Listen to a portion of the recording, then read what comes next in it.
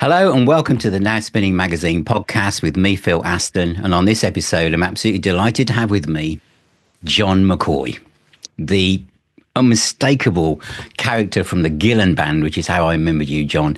But you've done so many things in your career. So welcome to the podcast. Thank you very much, Phil. Thank you so much. This is one of these things where I kind of looked around me and thought about, the talking to yourself, John. I thought, where do I start? And I thought, because I remember I used to follow the Ian Gillan Band, and they played the Birmingham Odeon several times, and it was always half empty. And then the next time they were coming round, it was going to be Barbarella's, a club in Birmingham. And I thought, oh dear, it's just all going downhill. And one of my friends went and he said, Phil, it wasn't the Ian Gillan Band, it was Gillan, but it was something totally different. There was a guitarist, he was just like eating his guitar and everything. And I thought, what's happening? And then, of course, I realised that the band had morphed into what many of us, which changed everything in that kind of period of the new wave of British heavy metal and how all the different Deep Purple offshoots were going. The Gillan Band just became the centre of my attention. But how all this started, the reason why, just before we went live, I held up this album by Zzebra. In some ways, the origins of the Gillan Band are here, aren't they, with the musicians who became part of the Japanese album? Yeah, it's quite a complicated connection, but not a lot of people know that about Zzebra because, how can I put it? When I was working at Ian's studio, Kingsway Recorders. Yeah. And I did quite a few sessions there as a bass player and also productions. I used to go there and take bands in to record. Yeah. I was doing the first Samson album. Oh, yeah. And when I was working there, I met Colin Towns and we became quite friendly. And when I was doing the Samson album, I asked Colin, would he put keyboards on a couple of tracks, which he did, and he did a fantastic job. Mm-hmm. We spoke about, IGB at the time. Yeah. And obviously things were not happy in that camp. And, I, for one, I was a big Purple fan. Mm. I was in a band that was signed to Purple Records in 1971, and we supported Mark II Deep Purple. And I just loved that band. And I, for one, I think with a lot of people, were quite confused and a bit disappointed on Ian's direction with IGB. Yeah. Anyway, try and cut it a bit shorter. Colin invited me to see the band IGB at the Marquee, and I went there, and it wasn't full, disappointing. And just chatting to a couple of people there, I mean, everybody felt the same thing. It was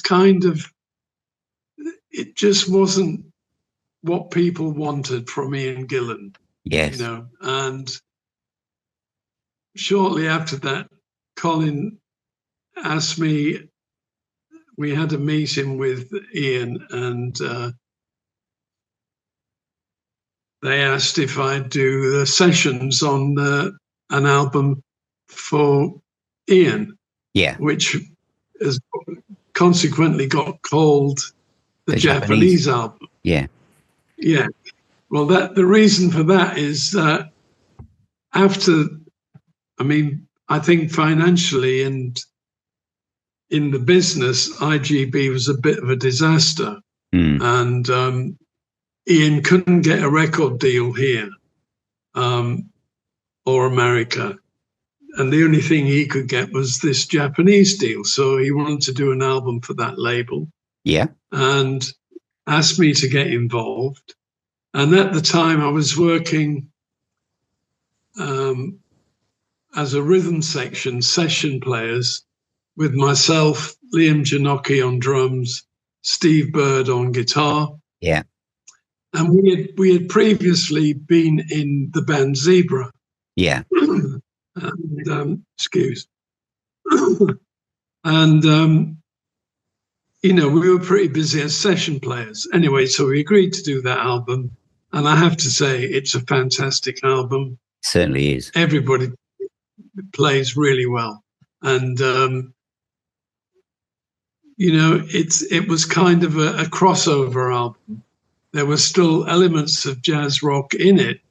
And I think the reason that Ian and Colin wanted to get me and the others involved, they were not fans, but they were aware of Zzebra and seeing what we were doing, because Zzebra was in its own way very successful.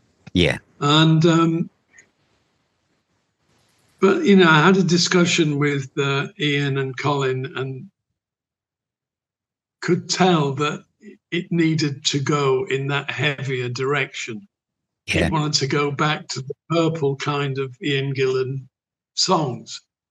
And after we'd done the Japanese album and we'd been to Japan and, you know, tried the material live,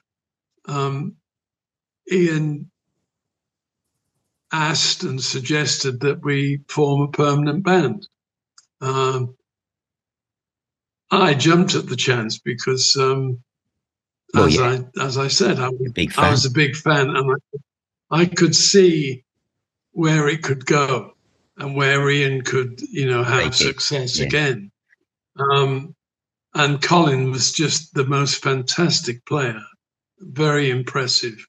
And so they asked if we'd, you know, form a permanent band. Unfortunately, Liam Janocki declined the invitation.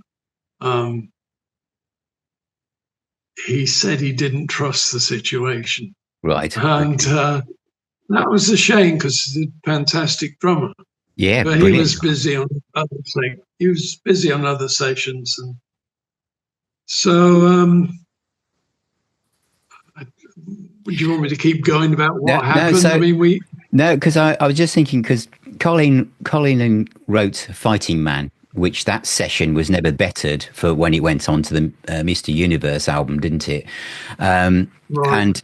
And it is, I think it's probably personally one of my favourite Ian Gillan moments, period.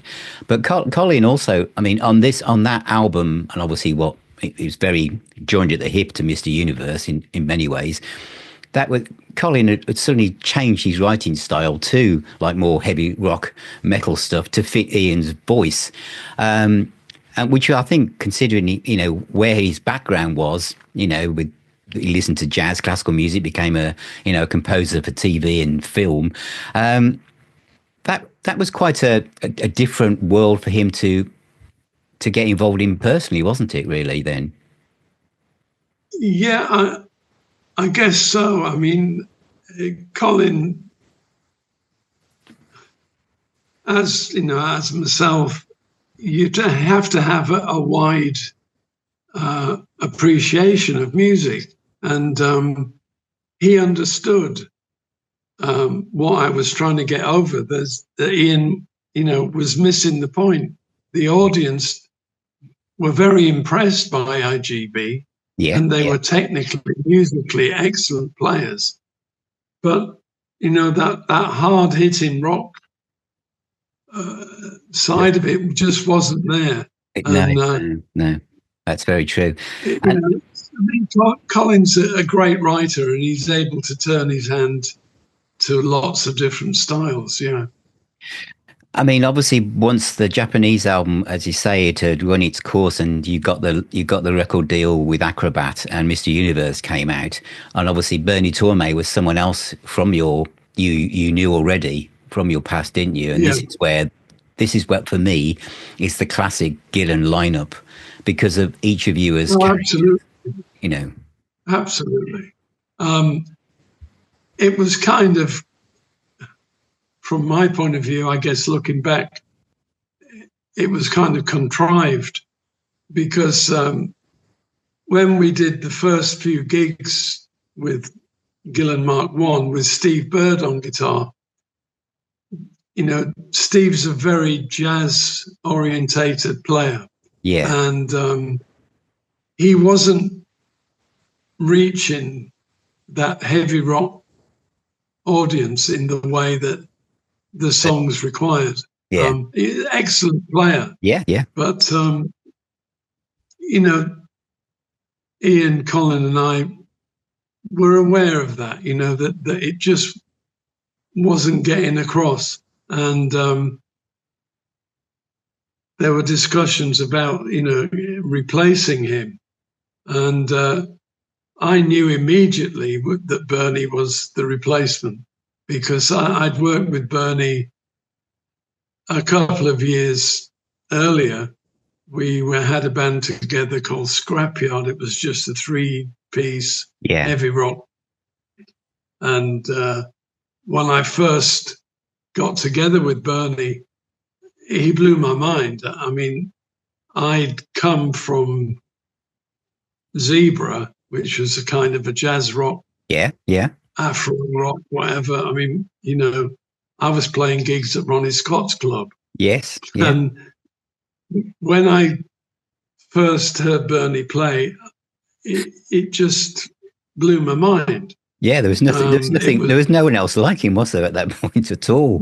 No one like it at all. And you know, I knew that he was going to be a big star, and nice guy, and we got on really well. And but it was sorry to interrupt, John. I'm just thinking, because this is where to me, everything going on around this period is becoming very polished. You know, I think of all the ex-Deep Purple camp, the Rainbows and the White Snakes, and all the rock bands streaming in from America, whatever. But Gillan, and especially the Mr. Universe, this and Glory Road especially, the production, which you were obviously hugely involved, and your bass sound was not like any other. Nothing else sounded like this band. There was Bernie Tormé with his punk Hendrix impressions and the way he looked and his hair and the colours, and he's dressed as a pirate and yourself. But the production, your bass sound on some of these tracks, it was really raw, almost like underproduced, so different to what labels must have been expecting to land on their desks. I mean, was that a conscious thing from you to create something that was that raw? Yeah. That was something that came from the sessions that I did at Kingsway. Yeah. You know, Kingsway was a fairly basic studio. And the thing that I liked about the room was the live sound. And the productions that I'd done there, including the Samson album, I talked to Colin when we were recording Mr. Universe and Glory Road, that it should go more in that live raw sound. And it made sense to me. You know, as you say, the other bands like IGB, it was kind of cabaret. Yeah. It looked kind of dated. You know, and I was working as a producer with young bands. I was working with punk bands. And, you know, you become aware of like a different kind of energy that was there in the new Wobham world. There was maybe not a fantastic amount of experience in their playing, but the energy was so strong. And I think that we fed on that. And, you know, the sound of those albums, I still rate them. You know, the Glory Road album, for me, sounds great, even today. Yeah, I mean, your sound, Dead of Night from Mr. Universe, Are You Sure, Nervous, that kind of really dirty, in your face, as if you're sitting 4 feet away from you when you play that bass guitar. That sound. There was nothing else like that. And Bernie Tormé, when he was playing those really tortured guitar parts that he did, like in Mr. Universe and all the rest of it. There's almost parts when the drums almost disappear because it's a wild production, and I love that because it was so different. It had that kind of punk attitude as well.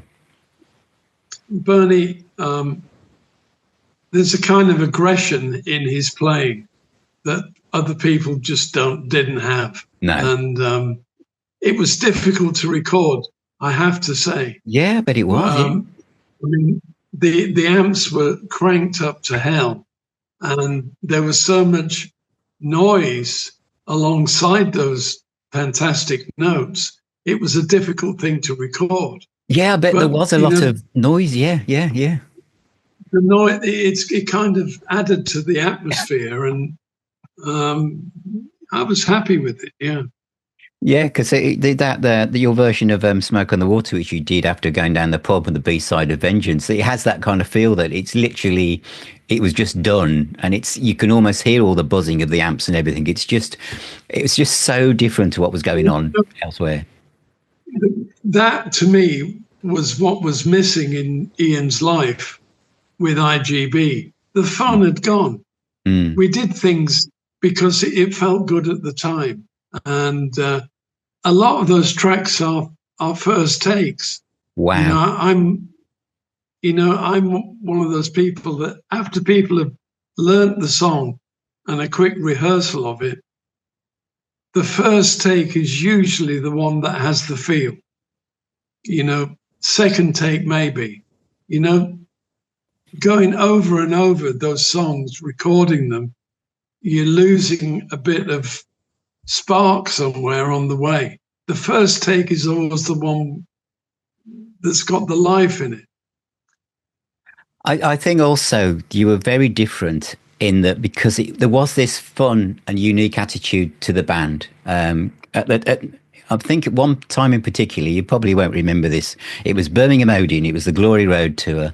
And I think you were having a few gremlins with the sound and stuff. And I think at one point, Bernie had pushed over his amp, and I think you were pogoing with your image was just incredible, with one half of your head shaved and the other half not, and you were having troubles as well, and then you both started hitting each other's guitars, and then the track stopped, and Ian Gillan came up to the microphone and said, well, that's rock and roll, isn't it? And it was just so in the moment and so not like any other band I'd ever seen. I was playing guitar in a band myself then, and I said, I went to see Gillan last night, and I said, this is what we need to do. We need to have more fun. It needs to be like on the edge that you don't know if it's going to work or not. And I think this lineup of the Gillan Band was really like that.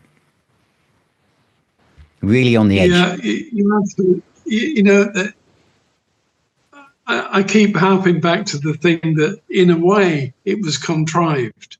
The frontline image of myself on one side, Bernie on the other side, and Ian, the longer his hair got, the better it looked. The contrast was extreme. Yeah, because Colin's wearing like a dinner jacket, isn't he, at the other end? Well, I always have been aware of image for a long time. Yeah. Because let's face it, you've said it yourself.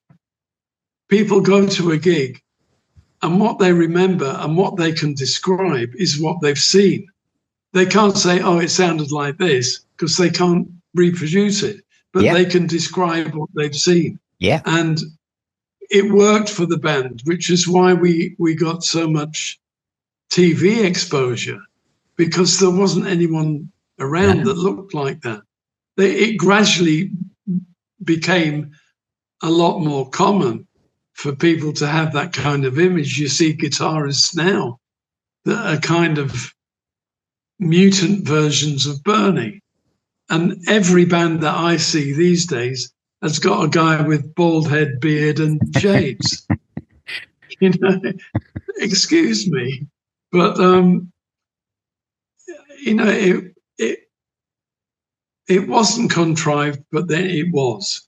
But it worked. It was a commercial step. It was, and Mr. Branson from Virgin, obviously, he gained his confidence. These albums were getting into the top 5 in the UK album charts, And Future Shock that came next did even better, and obviously more money was poured into the actual package there with that booklet inside it. And again, you all look like some a gang going on some military manoeuvres around Europe in the way you're all photographed. As you say, the image was just perfect, but the production at this point was still very, I imagine in America, they wouldn't have known what to do with you.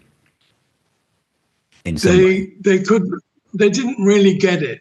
You know, we went over to America and that was pretty disastrous.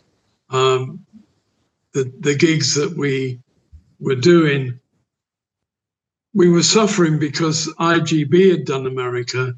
Oh, and people remembered. Not done well at all.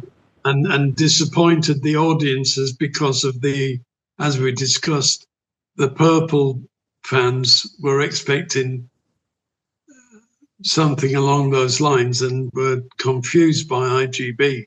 And so the promoters and agents were not, you know, keen to book Ian again. And, you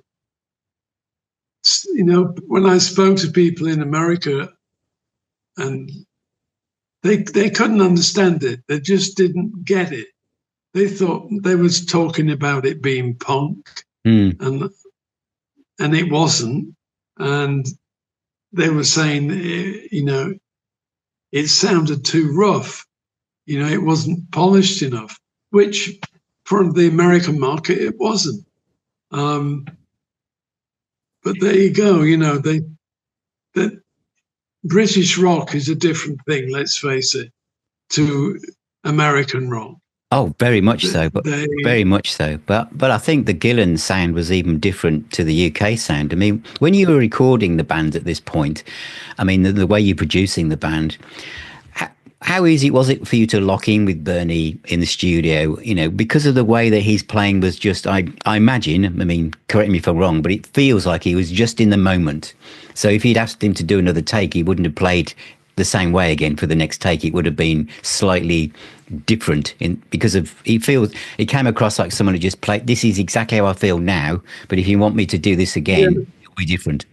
Well, you know, that is what made it work. Yeah. As I said, the first take is usually the one that we used because it had the feel and the magic of that moment. And, you know, there were solos that were redone because of whatever problems there may have been, or Bernie wasn't happy with it and we were happy with the rest of it, so we would redo the solo.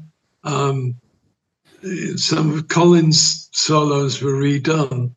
But generally, yeah, you're right. I mean, Bernie was that kind of immediate player. And if you saw the Gillan Band live, you know, his solos were different every night. Yeah, they were. Loved it. You know, you never really knew what was going to happen. But Bernie and I had, from the first time that we worked together in the three-piece band, Scrapyard, we had a kind of empathy. For some reason, we connected. And we would jam for hours, and we just instinctively knew where it could lead to, you know, and that's something that I really miss. I really miss the guy from that point of view. I'm just thinking now, as you say that, John, that when this particular gig I mentioned a while ago where things weren't going according to plan, if that had been any other band, somebody would have been looking pissed off or getting angry or, you know, starting to sulk or something. But the way that the band dealt with it at the time, it just looked like you were all having a great time and everything was going to be fine. And I think that was, again, the camaraderie between you at this point in the band was unique. And I think that whereas some bands would come around on a regular basis and you think, well, I saw them last year, so I'm not going to go and see them this year. You know, money's tight. But I always went to see Gillan because even if the set was going to be the same, it wouldn't be the same. It would be different regardless. Yeah. Well, you know, that's that's part of why it worked. As you say, you could go and see a band the year later and it'd be the same thing. And let's face it, it's boring. Yeah. I mean, predictable. I like, you know, you can't stay in one place. And that's as I was saying, you know, the cabaret element of it. It becomes, you know, kind of your mum and dad's music. Yeah. How did, because obviously the Gillan Band, the only, apart from Ian, the other person who was in that as well was Colin Towns, and obviously he was doing his soundtrack like Full Circle in '78 as well, and his background, obviously he was, you know, was a fantastic player. How did he have any issues being immersed in this kind of really rough, kind of garagey, punky production? Did he just adapt to that? It must have been quite a different experience for him. You've got to be open to all things musically, and he's and he was, and can't fault the guy as a musician. And no. I mean, some of the things that he brought in for the Japanese album, when I, you know, sat down and was listening to his demos, they were kind of a lot straighter than they ended up being recorded. Yeah. He was always ready to try new things, new ideas. Yeah. Yeah, because his love is probably jazz, isn't it? That's probably his deepest passion, was pure jazz in some ways. I mean, when maybe so, yeah, when Bernie left the band, the sound obviously with the new guitarist changed completely, and also did the production in many ways. Was that a conscious thing, or was it because of you know, Yannick coming in? Did that change the band in more ways than just getting a new guitarist? Well, so many things changed at that time. When Bernie left the band, it was not under very good terms. Let's see, he was upset that we were making money and having success, but we weren't being accounted to, and we weren't being paid properly. And Bernie had quite a business head, and on that particular tour, he, every single day up to the last gig, he was asking Ian, where are the accounts? In fact, on stage, when Bernie would come next to Ian to sing backing vocals, he was actually shouting, where are the fucking accounts, in his ear. And, you know, it was serious. And Bernie just said, if I don't see the accounts, I'm going. And he went. And he was right. I mean, he talked to me about it, and I was still a believer in Ian, and discussed it with Mick Underwood, and Mick convinced me that, as Ian was saying, we'd see the accounts at the end of the tour. Ian wouldn't do that to him, and they'd known each other forever. Yeah, they had, hadn't they? And it was a bit of a shock. So things changed. The atmosphere of the band, you know, the gigs were there, the work was there waiting for us because of the success we generated. And when the question came about this appearance on Top of the Pops, well, we got to do it. I mean, you don't not do Top of the Pops. No, of course, no, it's huge. Well, it was then, yeah. So we're going to go and do it, whether Bernie's there or not. And so we went to do it. And the day that Bernie left and the day after, whatever, it was, well, who are going to get to play guitar? And lots of names were put into the hat, literally into a hat. Yeah. Different suggestions of names. I mean, in Fantasy Island, I would have liked Richie. Yeah. But that was never going to happen. I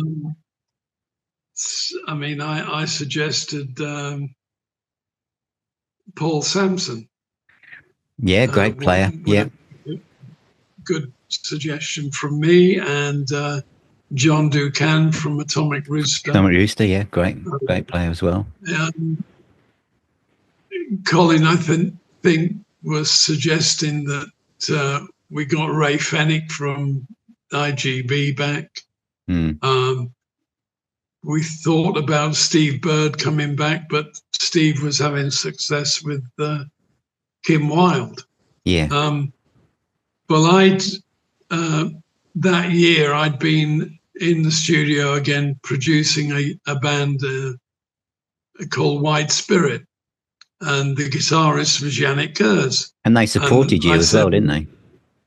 Yeah. Yeah. I said, well, this guy, you know, he's pretty good. And the thing is about White Spirit, when I first got involved with them to produce an album for them, I went to see them, and they actually did a couple of Purple numbers.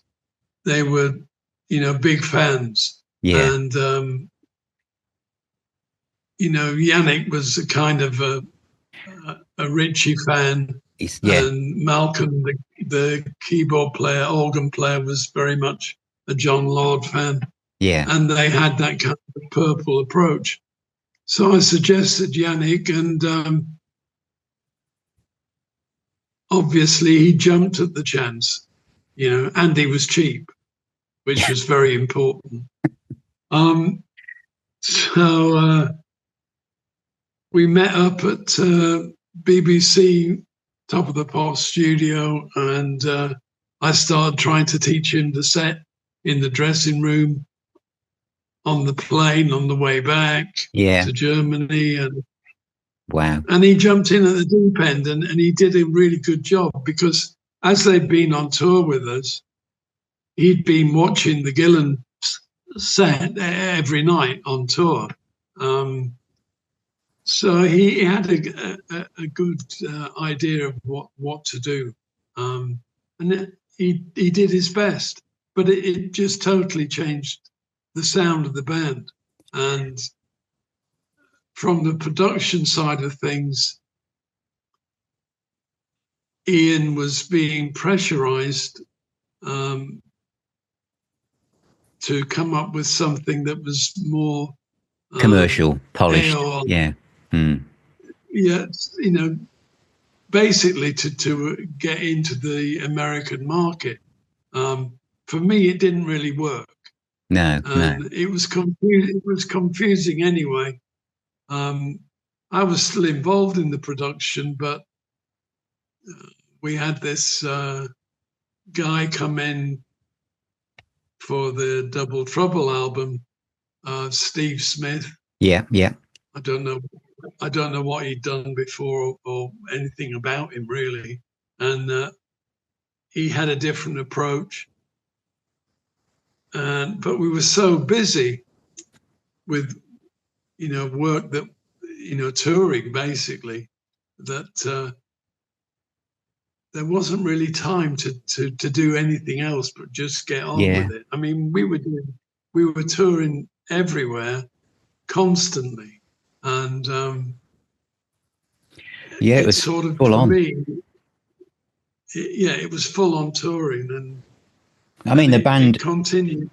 The band was, as you say, was touring constantly. You were recording. You felt like if there was a Reading festival and the Gillan Band wasn't on, there was something wrong. I mean, you were everywhere. You know, you did. You know, there were singles out all the time. It's, you know, Gillan must have been on Top of the Pops more than White Snake and Rainbow put together.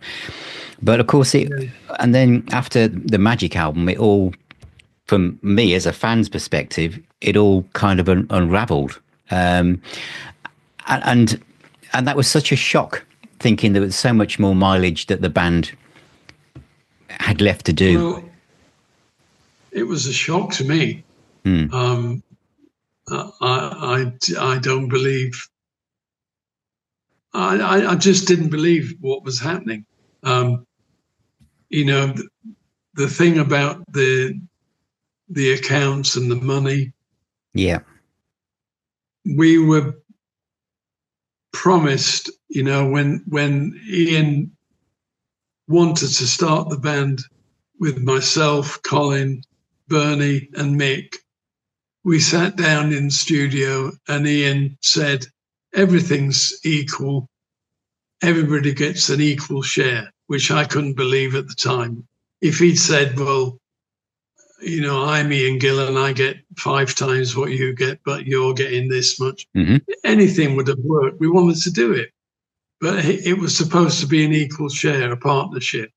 And as I said, Mick Underwood convinced me that in the end, we'd be okay. And it was kind of when the tour finished, like the Magic tour, for me, when that tour finished, I thought we were taking a break because Ian's voice was suffering. Yeah. And we were going to take maybe 6 months off for Ian to recover or have whatever treatment he needed. And we needed a break anyway. And that's what I thought was going to happen. And it was a bit of a shock the way that it sadly ended, because we believed that Ian had terrible throat problems, which it sounded as if he did to an extent. But basically, he ruined 2 of my favorite bands, which was Gillan and Black Sabbath, because all of a sudden he was recording an album with Black Sabbath, and we still hadn't been paid, and it was totally depressing. And disappointing. Yeah, I can remember at the time being in a pub in Birmingham and you know, wondering what was happening with the Gillan Band had gone, and then someone saying, "Have you heard who's joined Black Sabbath?" And I was going, "No," and they said, "Oh, it's someone who's been in a band with a colour in the name." And I said, "Well, it can't be Ian Gillan from Deep Purple. So who is it?" And they went, "No, it really is. It's Ian Gillan from Deep Purple who's joined Black Sabbath." And I thought, well, he's only just, you know, the Gillan Band has only just stopped, and that was because of vocal issues. So even from a fan's perspective, at that time, it was all anyone else was talking about.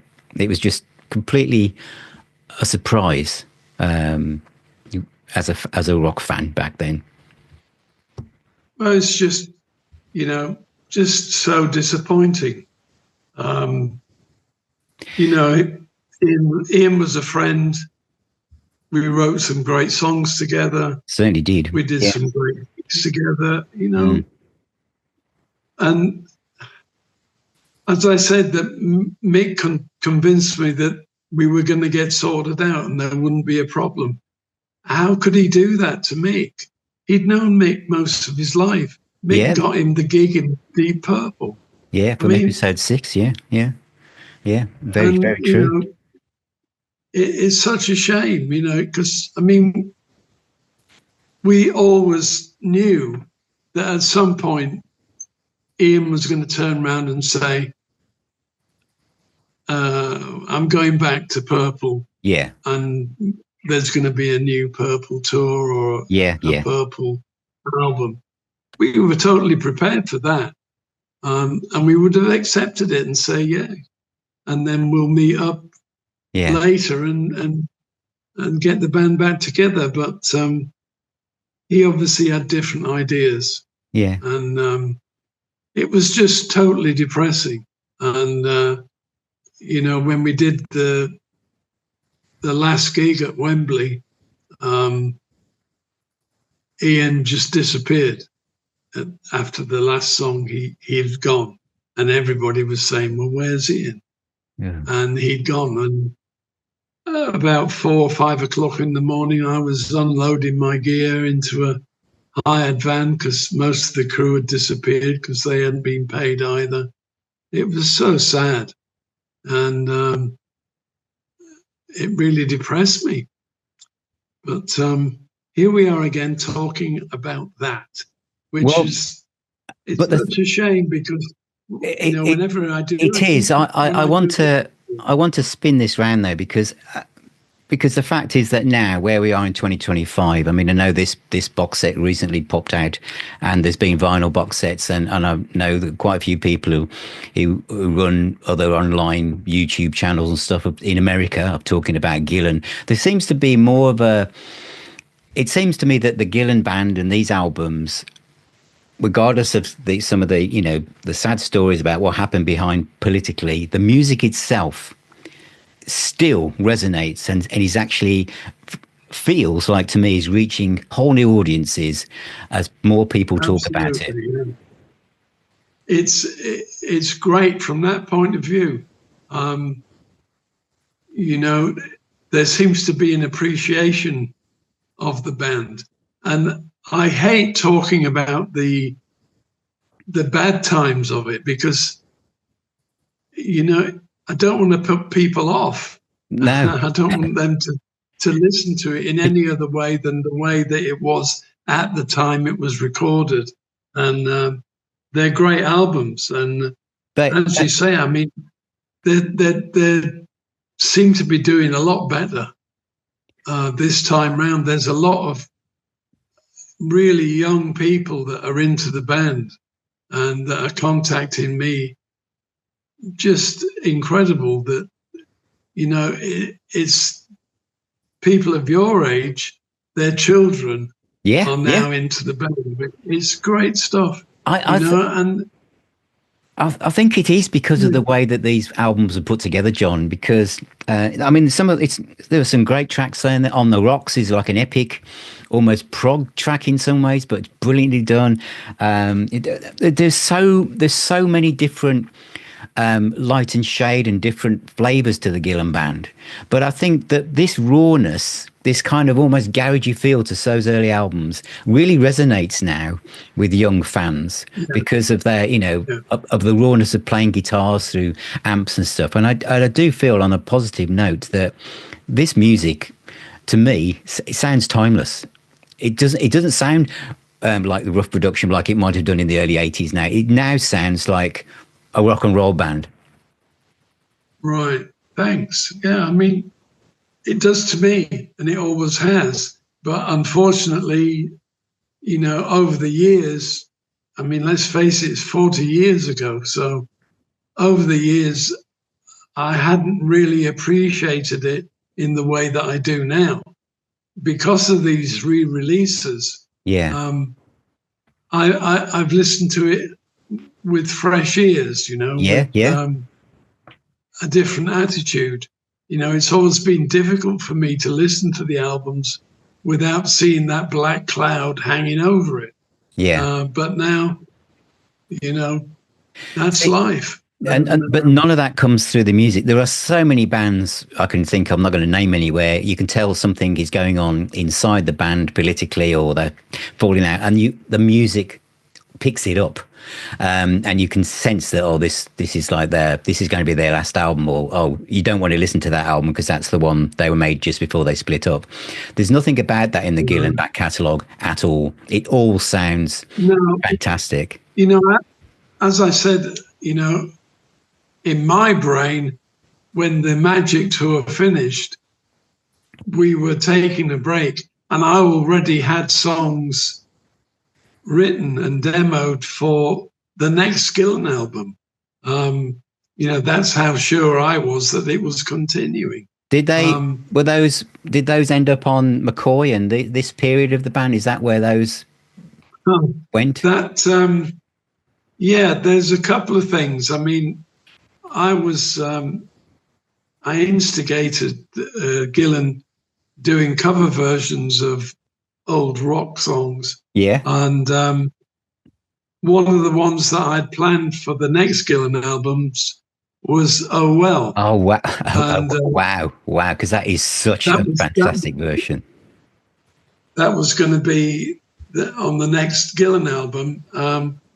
So I had that arrangement and that idea. So I recorded it for one of my solo albums. Yeah. And it sounds like the Mr. Universe Glory Road period of Gillan as well. That whole aspect of that is just stunning. I love that version of Oh Well. And strangely enough, Deep Purple did a version of they did, didn't they? Oh Well, but which doesn't hold a candle to the one that you did all those years ago. Well, you said that, not me. Let me just get a drink.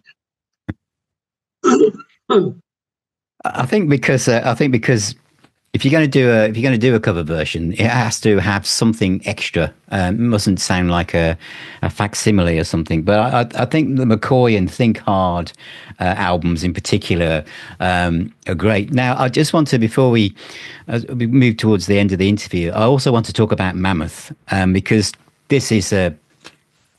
I love this band, John, but this is another band that, a bit like the first incarnation of Gillan, where you said you had this image. You said it was contrived, but you all worked out what you're going to look like. Mammoth had an image. Right. All of you were quite large gentlemen, and that you played on that as your image. How did that work in how the label saw that? Because that was so different to the 80s rock thing that was going on. You know, I'd been aware of the singer Nicky Moore. Oh, he's brilliant. He was brilliant, yeah. Forever. And me and my wife were talking one day and were listening to some tracks. I did an album with Paul Samson called Joint Forces. Yes. And Nicky was doing the vocals.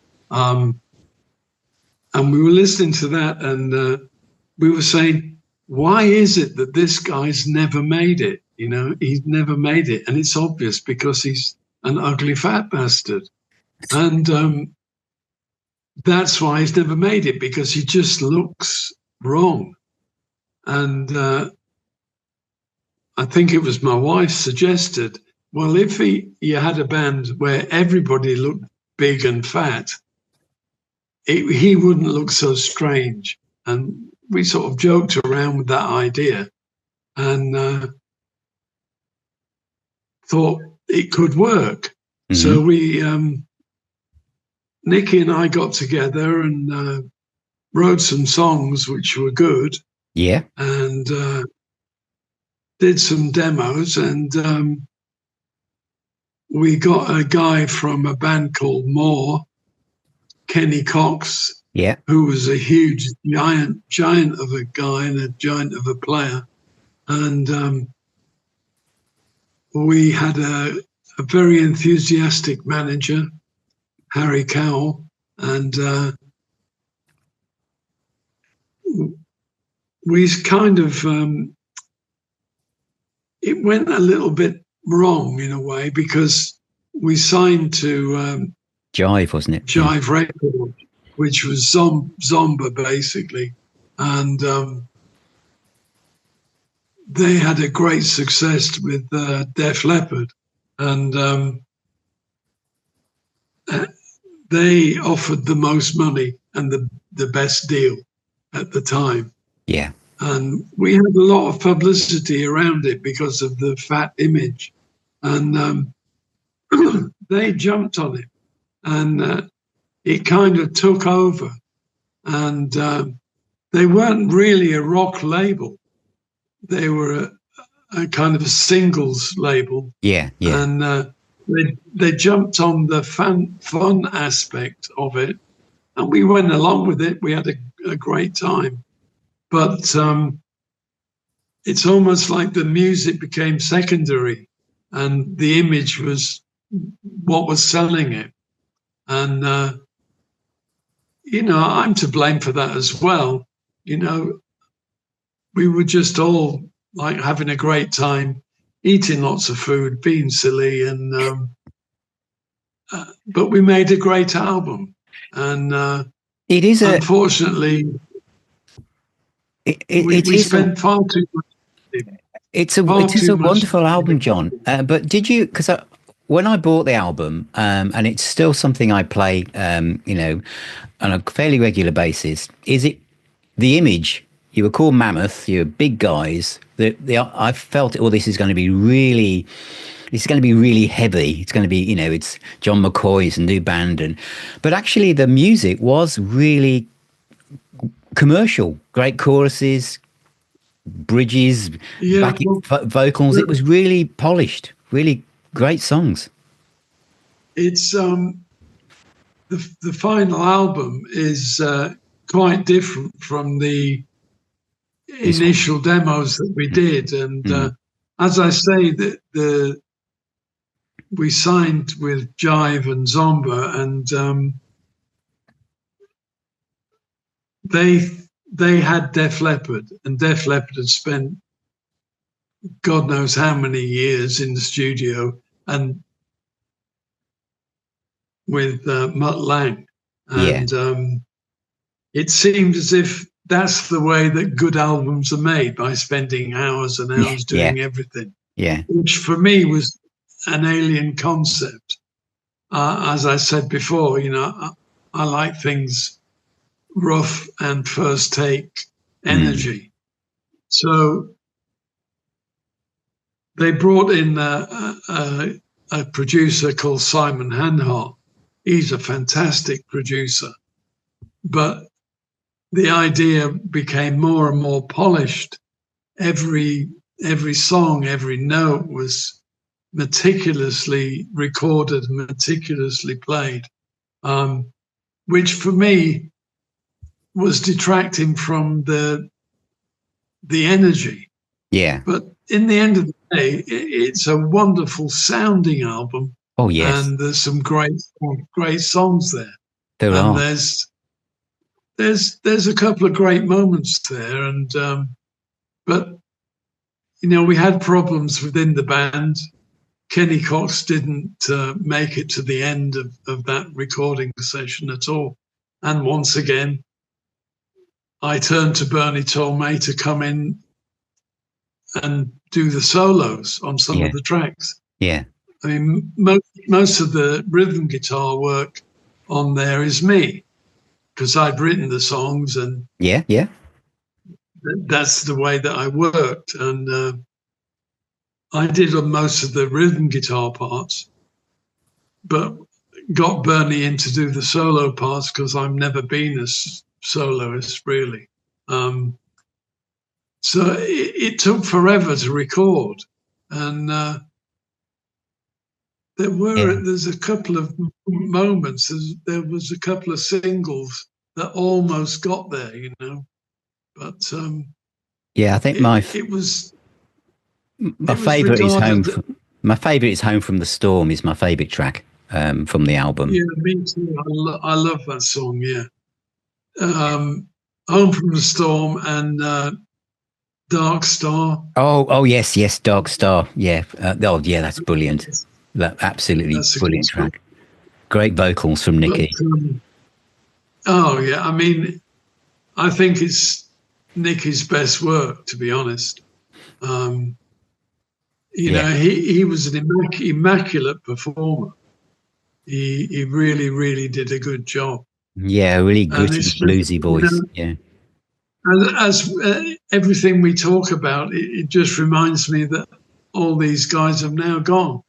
Bernie and Nicky, Paul Samson. I'm just some kind of survivor. Yeah, there are, aren't there? Chris Almer from Samson, obviously he died a while ago, and I was with him briefly in band Rogue Mail when I was still playing. So yeah, there's so many. All these musicians, you're all kind of interlinked as well. As you say, through your different careers, and obviously in this this wonderful box set that Cherry Red have recently put out, CD3 is Samson, isn't it? Paul Samson from Live 1977, which is a wonderful historical document. I think Chris Almer was pressing the recording it, wasn't he? I think. Yeah, I mean, it was basically a cassette recorder. Yeah. And Chris Elmer was doing the live sound and roadieing for us. Yeah, amazing. And, that was just, before recording the first couple of singles. Yeah. Telephone and yeah. Mr. Brilliant. Rock and Roll. Yeah. But that was, I think we recorded those with Clive Burr on drums. And then we recorded the Survivors album. Yeah. And which is where, as I said, Colin comes in. Yeah. But Chris recorded that gig on a cassette recorder just on a table at the front of the show. I mean, it sounds like that, but there's a lot of energy in there. Yeah, it is. It was well worth sticking in that set, I think, because it's a historical document. But it's once your ears adjust to it, you realise just what an exciting performance it's captured. It's marvelous stuff, really. You've worked with so many people, John. I mean, are there any kind of bands, or I know there's Atomic Rooster, there's all sorts of people that you like that don't get mentioned enough, that people who are new to you as an artist should go off and listen to or stream, apart from the obvious Gillans and everything? Is there anything else that you feel doesn't get enough of a light shone on it? Well, I think really there are so many, but maybe the Zzebra albums are worth a check out for people, because that's an American version. Yeah, this is it is American press. Yeah, 1975, isn't it? This one, I think. Is that? Yeah. The funny thing about the Zzebra connection is that back to the Gillan Band, when I agreed to get together with Colin and Ian,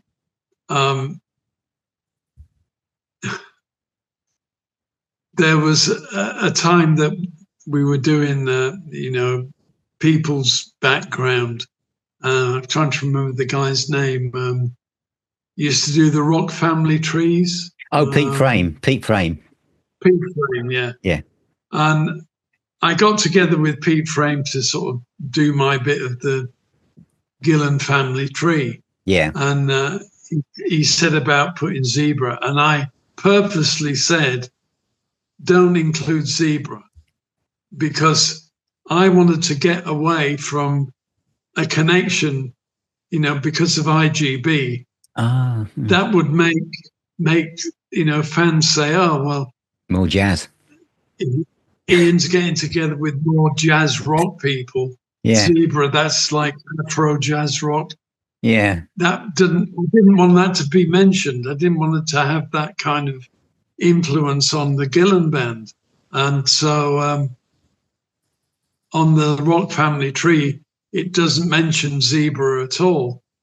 I think it says that my previous band was the Split Knee Loons, which is probably the most ridiculous thing that could have get said. But that was the reason. So I think, people that aren't aware should have a listen to some of the Zzebra stuff, because there's some good moments. There are some excellent moments, John. And I would actually say, because although you're right, when I started this interview, I was saying, we were confused about where Ian Gillan was going. Clear Air Turbulence and Scarabus, as the years have rolled by, I think a lot of people look back at this and see it as just another chapter in this, this rock and roll history. And I think they're great albums. And I think you're right. Because what fans tend to do is we go down rabbit holes. We look at Pete Frame lists, we look at the credits, and we go, I've never heard of them. And off you go to avoid your discovery. And that's where I feel we are in 2025. Lots of young fans are now going, I want to know more. And what does this do? And this is so. If you had have included Zzebra on that Pete Frame list, I wonder what would have happened. Would more people have gone off and discovered Zzebra before now, even? Maybe, but it's probably better that they that they discovered the Split Knee Loons, which, you know, is so cool. Very true. For Gillan fans only was, I think that's the only thing wrong with the recent reissue, in a way. And I understand why they didn't do that, but for Gillan fans only was the disc that was missing from that recent reissue box, because it's very unique. It's not included there because I own it. Maybe I'll get around to doing a deal with somebody to re-release it on its own. Because is that fine? Because Angel Air was a label. Angel Air was the label that you were heavily involved with. Is that just because there's other Gillan live albums and stuff that have all kind of stuck in the ether somewhere? Is that is that something that actually will come out? Maybe. Angel Air doesn't exist anymore. The whole catalogue was sold on to Cherry Red. Cherry Red, yeah. There are discussions, but people think that that Angel Air was my company. It wasn't. I was involved from day one. Right. And the first release was one of my solo albums. And talking to Peter Purnell, who ran the label, I met him through Mick Underwood, and he became aware of what had happened to us and, you know, why we weren't getting paid, and decided he'd get involved and help us. So the Gillan albums that came out on Angel Air were basically different versions of the tracks from the albums. Yeah. You know, think rough mixes that I'd taken home. Yeah. With different mixes, different solos, you know, just different takes on the same songs. Yeah. And we put together the Gillan Tapes, Volume 1. Mm-hmm. And to be quite honest, when we put it out on release, the concept of Angel Air was that everybody gets paid and everybody gets an equal royalty as we were originally promised. Yeah. And so everybody got their share of the publishing and the royalties. And we sent copies and royalty checks to Ian. Yeah. And to be honest, we fully expected Ian and his lawyers to jump on us and say, you can't release that. You're not allowed to do that. Yeah. But they didn't. No, very odd that they didn't do that. And obviously, legally, they were advised not to, because we were quite open about our accounts and were quite happy to show them what was going on with each release. But they knew that if it went to court, they'd have to show us their accounts. Which is why it never happened. So we continued Volume 2, Volume 3, Gillan Tapes, and various other Gillan-related releases. I think I should show you this one. Oh. I don't know if you've ever seen. Can you see that? Yeah, I can see that one, yeah. Well, it's a DVD that came out on Angel Air 2006. And on there's interviews with myself, Bernie Tormé, Colin Towns, and Mick Underwood. Wow. And it's not just me saying what happened and we got ripped off. It's the four of us going through the whole thing. And, you know, the chase for the royalties continues to this day. Gosh. About 10 years ago, we were, Peter Purnell finally made an agreement, and we now get royalties from those re-releases. Good. We get we get 3% each. Wow. And, you know, that's all well and good. But the point is, we still haven't been paid for the times that we were successful. You know, when the band was touring, the merchandising, the gigs, the albums from the busiest time. When you were number 2 and 3 in the charts, yeah. We still haven't had accounts for those periods. And it's so sad, isn't it? It's sad. It is. But as I say, we want to... Once again, you know, people should just listen to the music and forget all that.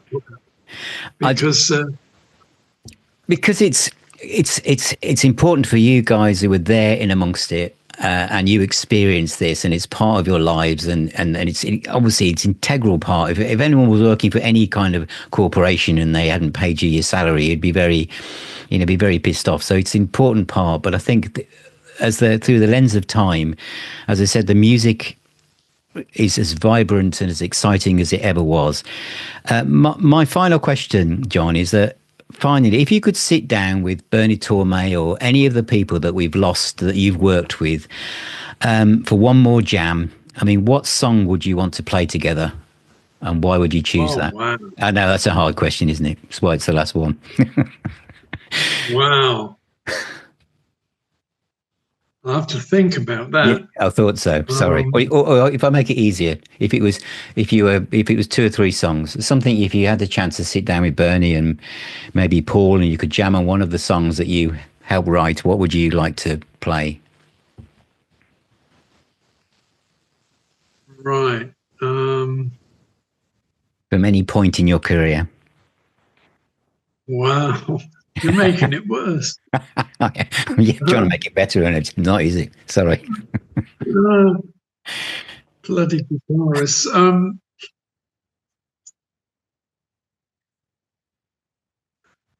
I really don't know. I mean, that's talking fine. About thousands of songs. I know we are. We're talking about thousands of songs and lots of different musical styles and lots of different personalities.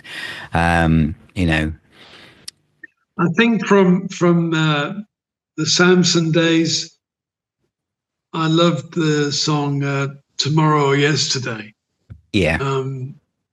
Which features Colin Towns.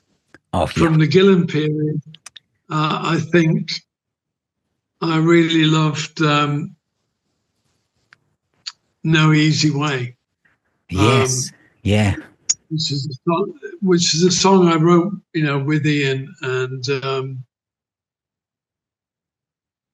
it was very emotional for me. No Easy Way. That I can remember when Ian was doing the vocal. The backing track was finished, and Ian was recording the lead vocal, and I was in the control room. And when it came to the middle section, which is a kind of where it kind of calms down, and there's a sweet section there. I was in tears.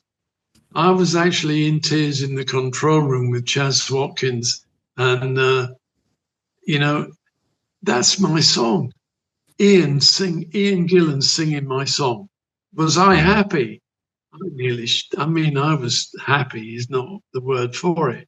It was just a magical moment, and I literally was crying over the desk. And it was released as a single, wasn't it? It was a single as well. Yeah. It was picked to be one of the leading singles from the album as well. You know, to have worked from, I think I started playing in '64, and to always have that sort of step up the ladder, next step, to try and get to a point that you think, this is it, you know. That song for me meant that much. And other songs, I don't know. I don't know. I think I'll have to leave it. That's all right. That's all right.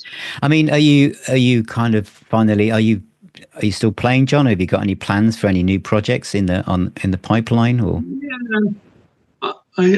I'm still playing the Fool mostly, but I just I'm ready to work. I still love to play, and well, I can see your trusty bass guitar in the background. Well, it's one of them, yeah. Yeah. All right. Yeah, I mean, I get offered things, productions, sessions, and there are different sort of contingency. It depends if it hits me in a way that I really have to do this. Yeah, of course. Or it hits me as like I really could do with the money. Or it hits me, oh, well, they only live around the corner, so I'll do that.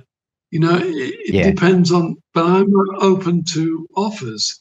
At the moment, I'm working on a couple of songs with my old friend, Thunderstick. Oh, yeah. The Samson guy, yeah, brilliant. Yeah, and, he's an old friend, obviously, from the Samson days, and his band Thunderstick is very theatrical, and it's kind of different. He's got some strange ideas, but I'm working with him on a couple of tracks. Yeah, brilliant. And people they can find you on Facebook as well. And if you want to find any, obviously the Gillan stuff is out on Demon Records, but this 3 CD set is also well worth you going to check out, everybody. Wonderful stuff. Yeah, please do. Please do. Yeah. Well, thank you, John. Thank you for your time today. It's been an absolute pleasure talking to you. I've really enjoyed that. And thank you for sharing all your stories and memories. And the music will just live on, all right. Forever. But thank you. Well, you too, because let's face it, the music business is in turmoil. We need people like you because don't let it die. That's my intention, is to keep the light shining on it, because we need it in these dark times. Music is probably more important than it's ever been. Well, I grew up I was a teenager in the 60s, and it was a wonderful time musically. And I think people in the 60s, 70s, and even the 80s made some wonderful music. And that's why it's still alive today. Yeah. Totally agree. So thank you for sort of keeping it alive. That's okay. Well, enjoy the rest of your week, John, and take care, and hopefully we'll talk again in the future. Huge thank you to my guest, John McCoy, ex-Gillan. One of my favourite bands. Obviously, you know that I'm a huge fan of Deep Purple, and obviously the entire Deep Purple family. And I think the period when I was growing up and being in bands myself, there was, although Deep Purple had split up, where I was in Birmingham, you'd have Whitesnake coming round, then Rainbow coming round, and the Gillan Band coming round. But there was something extra special about the Gillan Band, the kind of almost Wild West approach to playing music. They were unique, the way they looked, their stage image, the way they worked together. To this day, those albums, that set of albums by the Gillan Band, and I have reviewed this particular box set, those of you watching the video, and the Gillan albums 1978 to 1982, it's absolutely essential music. And I feel that this music now from this band is kind of seen in a broader light than it ever was before, especially those early albums, Mr. Universe, Glory Road, the kind of rough, kind of almost punkish, outlandish, let's just lay this stuff down approach, makes it unique stuff. And also, it's interesting when Jan was saying that, not mentioning about he played in the band called Zzebra. You've got to check out this band, everybody. this, again, it's jazz rock, jazz fusion from the UK. And I can see why John was saying it would have kind of like muddied the waters when Ian Gillan was trying to move away from his jazz roots. But I do like the Ian Gillan Band. As you know, Clear Air Turbulence, superb album. But all of John's career, his work with Paul Samson, again, another musician who's no longer with us. This set from Cherry Red, McCoy, The Sound of Thunder, some brilliant music on here, absolutely superb. And another album that you should all listen to is the Mammoth album. So I just want to say thank you again to John McCoy for spending his time with me today, answering these questions. And it was great to hear those stories. I'm going off now to play quite a lot of Gillan stuff and Mammoth and probably some Zzebra as well. And why not? So thank you for watching. Thank you for being here. Remember, music is the healer and the doctor. Please subscribe to the YouTube channel. Visit the website at nowspinning.co.uk. Subscribe to the podcast wherever you are on social media. So is Now Spinning Magazine. And if you want to go a little bit further, you can become a patron or YouTube member and you'll get access to a private WhatsApp group and private Facebook group full of like-minded music fans and enthusiasts from around the world. And we also meet up at our own virtual pub called the Now Spinning Arms, and you're more than welcome to come along to that. And if you're wondering, how do I get through life without having a t-shirt like Phil's wearing, you can get 15% off as well, should you join. So take care, all of you. Keep spinning those discs, and I'll talk to you all very, very soon.